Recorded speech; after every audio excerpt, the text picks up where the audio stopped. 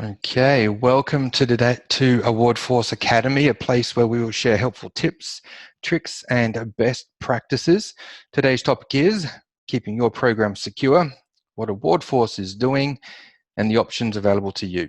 My name is Carl, your host, and I'm very happy to be delivering today's topic.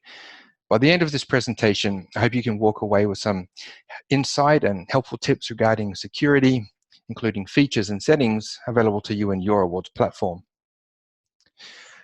Today, we will be covering the following topics: security, an interview with Awardforce Technical Director, multi-factor authentication and who should use it, user registration and why it's important, and housekeeping, covering user access and permissions, and entry form and user data security.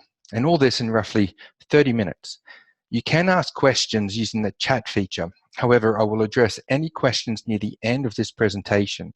If I'm unable to address any questions, I will get back to you personally. Before we jump in, it's important to note any advice provided in today's webinar does not constitute as legal advice. You are advised to speak to your legal team for anything specific in regards to your needs and obligations. Now, we all know security is important and kind of have an idea about what it means. But if I'm being honest, it's kind of a great big gray area for many of us. We hear things like data encryption, SSL, ISO, GDPR, PCI DSS, and a lot more. But what does it all mean?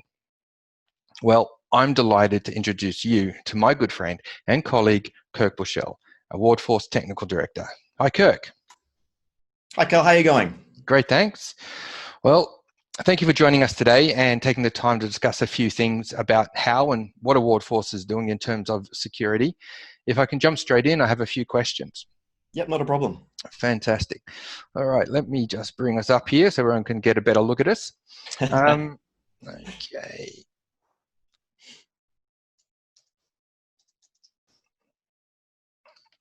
All right, in regards to encrypted data, award programs using Awardforce are also using SSL by default. How does this help users of Awardforce, and what type of confidence can they walk away with because of this? That's a really good question, Carl. SSL is enabled by default, as you rightly mentioned. And what this does for our clients and our end users is ensure a better security implementation across all the crests on the platform. What this means is that with SSL enabled, there are certain attacks that are impossible to achieve. So for example, like a man-in-the-middle attack.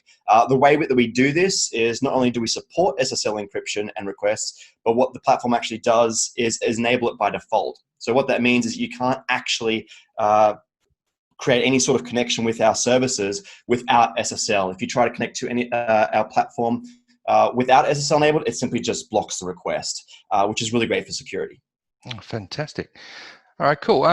The General Data Protection Regulation, also known as GDPR, was introduced to protect European citizens back in May 2018. But how does this affect anyone outside of the EU? Yeah, another really great question. You'll have to forgive me. I've got a few notes here that we'll need to go through, so I may divert my eyes a little bit. But the first thing is that although GDPR was developed inside the EU for EU citizens, it does actually have wider implications for anyone operating outside the EU that does actually service EU customers. For example, if a EU citizen, for example, is accessing the Awardforce stack from outside of the EU, we still need to apply the same sort of feature set and protections as they would inside the EU. But because the GDPR is really quite a good piece of legislation in helping to ensure user privacy and user security at a fundamental level. We have championed that cause as well, even though we're an Australian company, and ensure that all of those regulations are met with a number of features that we've implemented on the platform today. Excellent. What has Awardforce done to provide our clients with the options they need to safeguard themselves and their user base? Yeah, another really good question. So as Awardforce is a data processor, this means what we need to do according to the legislation and according to the regulation is ensure that we have all of the features in place to make sure that our clients and our program managers have the relevant features and requirements to facilitate things such, for example, as user deletion requests.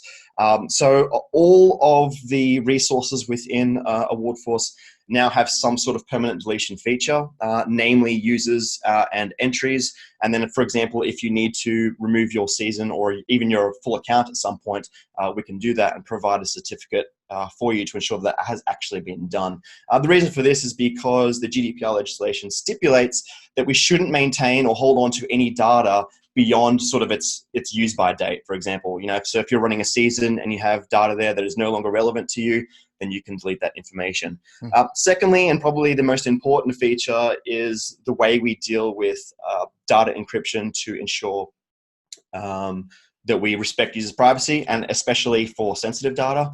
So when you're setting up custom fields, for example, we have 3 levels of encryption. We have the standard level encryption, which is what we apply to all data, regardless of the option that you select. And that's our data at rest feature. So all of the information and data that we collect on users that they may upload as part of their entry or as part of their user profile is all encrypted at rest. So that what that means is that the data exists on a file server's disk space and is encrypted at that level. So if someone were to gain access to the server, for example, they'd actually need the key that we've used to encrypt that data before they can actually view it. So that's a great sort of standard level of encryption.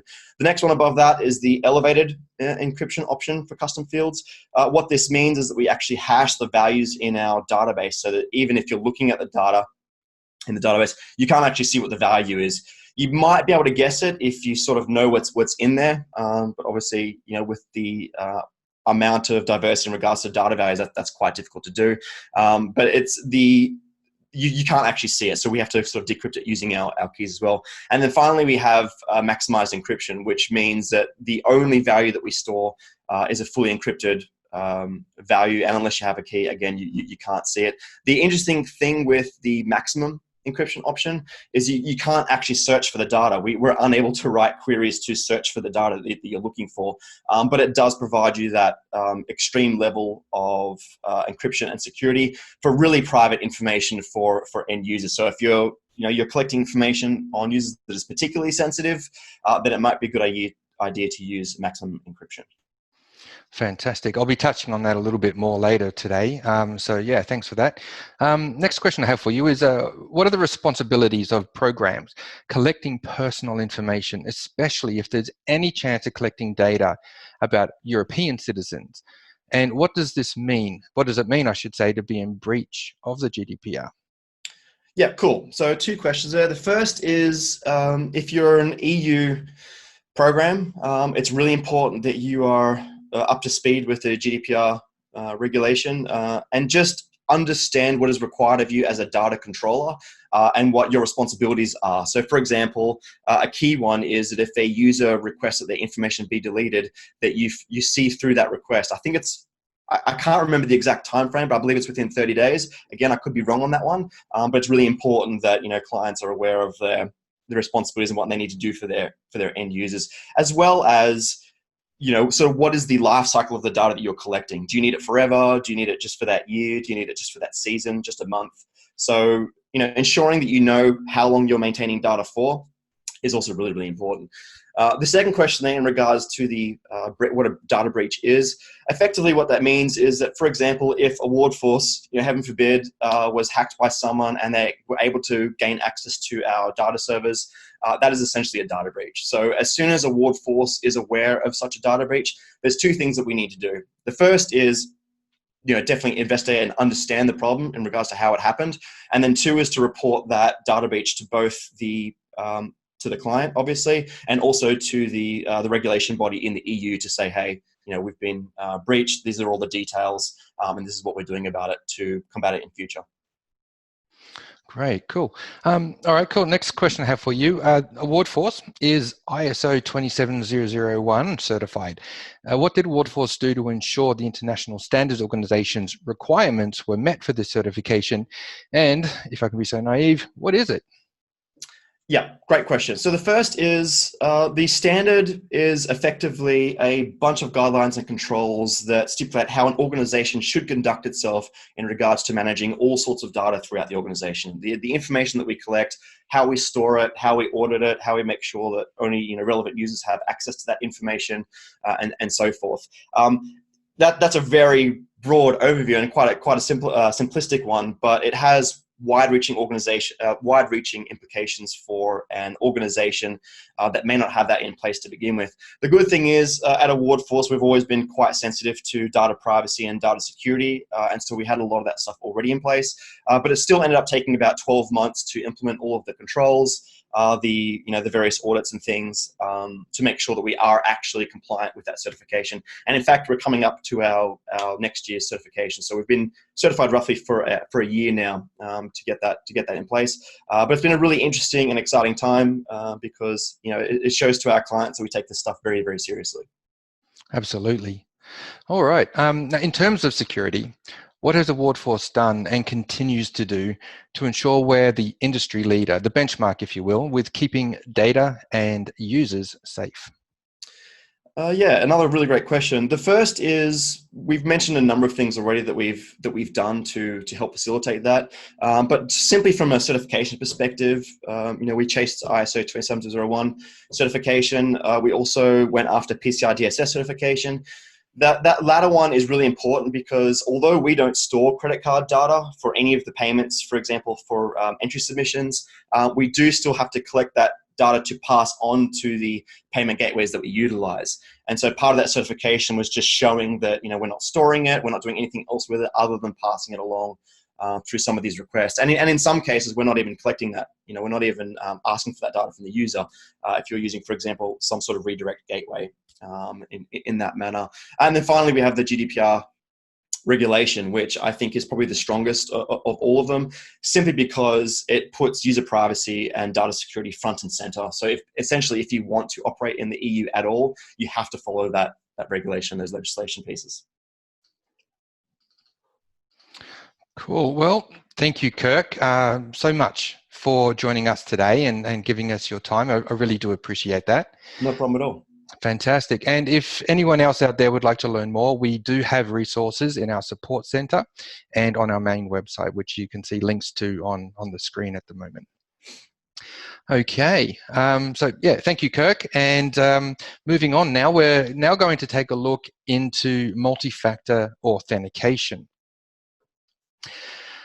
Multi-factor authentication, which is also known as MFA or 2FA, is another level of security which makes it that much harder for people to hack or steal someone else's identity or access their accounts, and it's becoming more and more popular. In terms of Awardforce, any user can activate MFA on their user account, and it's strongly advised they do. For instance, all staff here at Awardforce use MFA, so even if someone was to figure out what our password is, they still can't access our accounts because they don't have access to our ever-changing access codes. So who can turn on multi-factor authentication?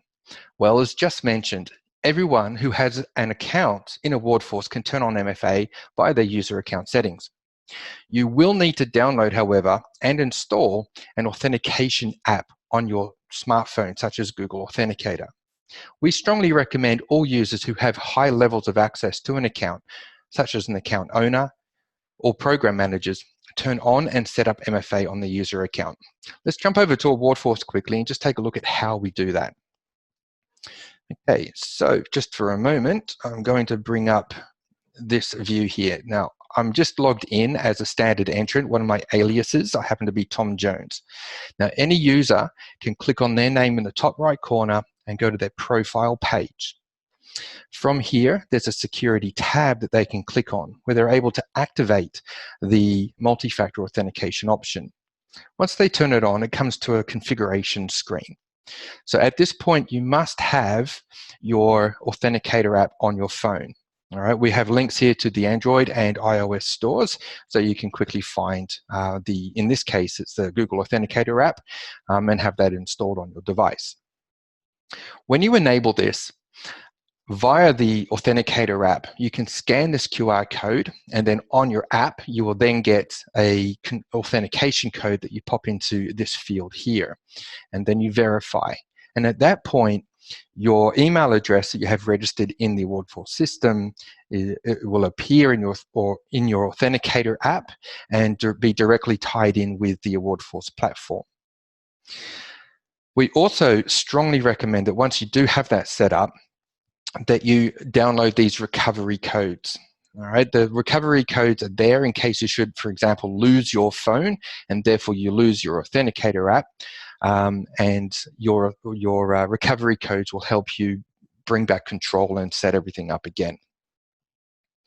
Okay, now if I was to demonstrate logging in using my standard access into the Awardforce system, I can demonstrate that step involved with the authentication code. So I'm just going to log in here as myself. Okay, and we'll see that I now have to put in, oh, I'm already cached. How about that? I have it set up so that it remembers me for 30 days, but every now and then, if you don't turn that on, the 30-day reminder, it will prompt you again. Let me just see if I can demonstrate that one more time. So I'm going to open up a new incognito window. I'll go to demo, my account here. And again, I'm already cached, so I'm logged in. Alrighty. All right, now moving on from that, as you can see, setting up multi-factor authentication on your account is kind of easy. Just download the app and set it up in the Awardforce program. But just to reiterate, we highly recommend all users, especially those with manager access, turn on and use multi-factor authentication. Create recovery codes in case you lose your phone. And while some people sometimes express annoyances with having to do so much just to access their account, in my opinion, with so much at stake and with so many reports of cyber attacks in the world today, having to populate one extra security field is nothing. Okay, let's now take a look at user registration and why it's important. Every now and then we're asked, can people create entries without having to register? Well, the simple answer to this question is no. The Awardforce platform requires all users to register, to enter an entry or nomination. We do this very deliberately for security purposes, accountability, user and entry management, and also to protect you from things like spam bot attacks.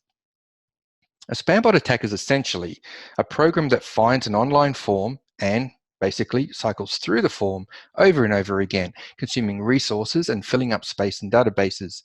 If left unprotected, there's the potential for tens of thousands, even hundreds of thousands of rubbish records to be dumped in your database, creating a nightmare for anyone who has to clean it all up.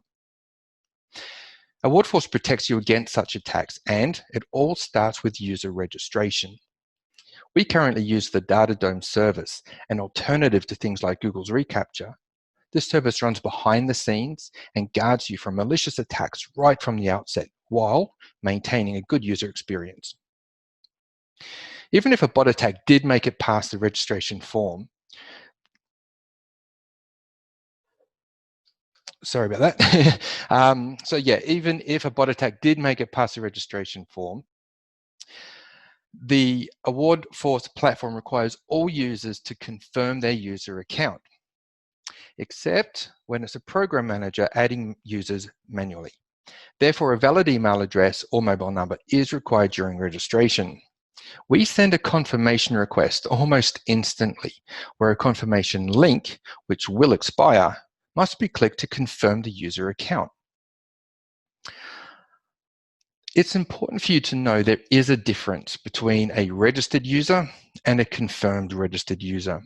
Any user who is registered but not confirmed will have limited access to your program. For example, an entrant who's not confirmed, they can still log in, but they won't be able to start an entry. And they will continue to see a message on screen telling them they need to verify their user account. Any unconfirmed user can request a confirmation notification again at any time. But with bot attacks, email addresses used in a registration form are often fake. And therefore, if our Data Dome surface happens to miss something, any fake email addresses used won't get confirmed. And therefore, fake entries can't be created. I can hear some of you asking, but what about public voting like people's choice? We don't always need voters to register. Well, if you are wondering about this, not to worry. We do have options available to you in your configuration to allow unregistered users to view entries of your choosing with privileges to participate in judging rounds such as people's choice voting. I have to say though, our recommendation is always to require users to register. The action of asking people to register to vote reduces the risk of cheating, like continuously voting for yourself thousands of times. And yes, I have seen this done. And the sale of votes, which I've also witnessed. While some see it as annoying to have to register, it also has the potential to raise the impression of your program, raise the integrity of your voting results, and it gives you the flexibility to audit should you need to. Okay, our next section is about housekeeping, specifically about user access and permissions. In this section, we're going to address the following: deleting users, user management, best practices, and account owner privileges. Everything covered in this section are things that you can do to ensure your program remains secure. To get us started, we need to learn something about what deleting a user means in Awardforce. In terms of registered users, there are two types of delete. We have what we call a soft delete and a permanent delete. Soft deleting a user is not removing them from your program. Rather, it's just a temporary transfer of a selected user from your current active list of users to another list, a list we call deleted. This action does not actually delete a user or affect any data in your program. If you soft delete a user, and if they log in again, a user account is simply added back to the current list of active users with all the same permissions they had before. Now, you might be asking, why allow users to be soft deleted? Well, there are some cases where a program might want to soft delete users just to keep their list of active users clean or remove any test user accounts they may have created. On the other hand, you might be asked by a registered user to completely remove them from your program. We make the removal of a user from your program something very deliberate, something that cannot in any way be an accident. If you do need to permanently delete a user, this can't be undone. Let's take a look in Awardforce now to see how we soft delete and permanently delete a user. All right, so we'll just jump back over into the system for a moment. So what I have here is a list of registered user accounts in my program. Now, what we can do if we have a person that we want to remove from the program using soft delete at the moment, we can either click on the little overflow menu on the left-hand side of a user and then click the delete button. Or if you want to do something in bulk, you can multi-select users and then click the delete button at the top of the page. Doing this will remove them from this list of active users in your program. However, if I toggle over to my deleted list view, those users I have removed, well, here they are. However, as I mentioned before, a soft deleted user, if they were to log back in, they simply get reinstated. Let me demonstrate by logging in as Tom Jones. I'll go back to here we go, into my incognito window here, and I'm going to log in with this email address. All right, here we go. And once the user logs back in, you can see as a standard user, I'm in the system. I can start an entry. I can access my profile. Everything seems as per normal. Now, if I come back here where I'm logged in as a program manager and just refresh my page for a moment, we'll see Tom Jones has been removed from the deleted list view and is now back over here in the all but deleted list. That is active users. There's Tom Jones again with the standard rules applied. Now, Permanently deleting a user, on the other hand, is not reversible. The way we would do that is we click on a user's name. And this can only be done one at a time. There is no bulk option for this because it's such a dangerous thing, really, if you were to accidentally do it. However, as I said, we make this a very deliberate thing. So when you click into a user's profile, there's a button from the Profile tab. There's a button here called Delete this user permanently. Clicking on this takes you to another list of options on how you would like to remove this user from your program. We can see we've got 3 radio buttons, so you can choose one of these. We can either remove the user from the system but keep all of their entries and keep all of their judging results.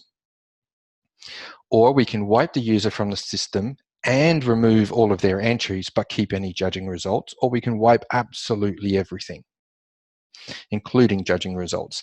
Now, it is important, just a little segue for a moment, if you remove a user from the system who has participated in some form of judging previously, whether it's voting or VIP judging, removing their judging results will affect the scores in any historical judging events that you may have had. The next thing we need to do here is we choose the option we want, and then we have to very deliberately type the user's name into this field, followed by the delete button.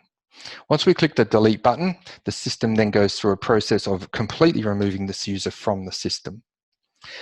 Now, the program or account owner will have access to deletion logs. So an account owner can come to this audit menu, which is only available to the account owner, click on the deletion log, and view any users that have been removed or deleted from the system. There's an option to also download a certificate, which is something that Kirk mentioned before. And this certificate is something that you can pass on to the person who has been requested to be removed from your system. So it will feature a timestamp on when the user was removed and what was removed from the system. Okay. Following on from knowing the difference between soft deleting and permanently deleting users, I consider what I'm about to discuss to be of extreme importance. That is to ensure only the right people have manager access to your program. This means you should check who in your programs have manager access. If you experience staff turnover, then you need to manage stakeholder access and remove their permissions from within your program. Now, you don't have to delete them, but I strongly recommend you remove manager access from their user profiles at a minimum. Let's take another quick look in Awardforce to see what options are available to you for this matter. Okay, so I'm going to jump back over into Awardforce and we'll go back to our users list. We'll run the scenario of removing the program manager role from a program manager. So I'm going to filter for all users in my program who have that level of access. So here we can see all the users that I have registered in the system. There are 7 of them that have full access to the system. Now let's assume that Narelle here is moving on. I'm going to click on her name and I'm going to remove the program manager role. Now please note that what I'm demonstrating here is something that only the account owner can do. Another program manager cannot remove the program manager role from another program manager. All right, so you have to be one level higher. And in this case, the account owner is the only person who can do that. So I would remove the program manager role from this, let's say, ex-employee, for example, and then we will click Save. At this point, if Narelle was to log in, she would still have, I left on the judging roles, I believe it was. Yep, so if Narelle was to log in, she could still be an entrant and also a judge. So I can control what she's got access to by managing those roles. Okay, now that will prevent any person from logging in with the same email address and having full access to the system. However, let's say that you want to completely block a user. You don't want to delete them from the system, but you also don't want to just go and remove the roles. You want to actually stop them from accessing your program altogether. Well, what you can do is block them. So what I'll do here to demonstrate is just go back to one of my aliases, Tom Jones. Okay, so I'm logged in as Tom Jones in my incognito window. What I'm going to do is block Tom Jones. Now in the UI for you, you'll see they are blocked so that you can easily find and identify that that has been done. Now if I jump over here where I'm logged in currently as Tom Jones and refresh my page, because Tom Jones is now blocked, he won't be able to access the system. So if he tries to log in, he won't have access. He'll just keep getting this message here that he needs to contact basically you. Okay, now you can always come back. Whoops, I should come here. You can always remove that block. So if you needed to, for any reason, to reinstate that user without them having to like re-register or anything like that, you can always unblock them. Excellent. Now, not often, but every now and then, we come across a program that shares a program manager access with multiple people. Now, we generally advise against this as it's potentially a security risk. Sharing access can lead to things like confusion, errors, a poor user experience, and most importantly, accountability. So as mentioned just before, our advice and recommendation is to have a separate user account for every user. You are not limited on how many program managers you can have, although we do discourage having too many chefs in the kitchen. All programs in Awardforce have what we call an account owner. An account owner is the authority of all things to do with your program, and there is and can only be one account owner. For us here at Awardforce, the account owner is the person we go to for decisions that affect your program. This can be anything from confirming a new program manager, discrepancies about program requirements, permissions, invoicing, and more. From a program's perspective, the account owner is the one person with absolute control over everything in your program, including the removal of permissions from all other users. Having this one all-powerful user is a security measure in itself.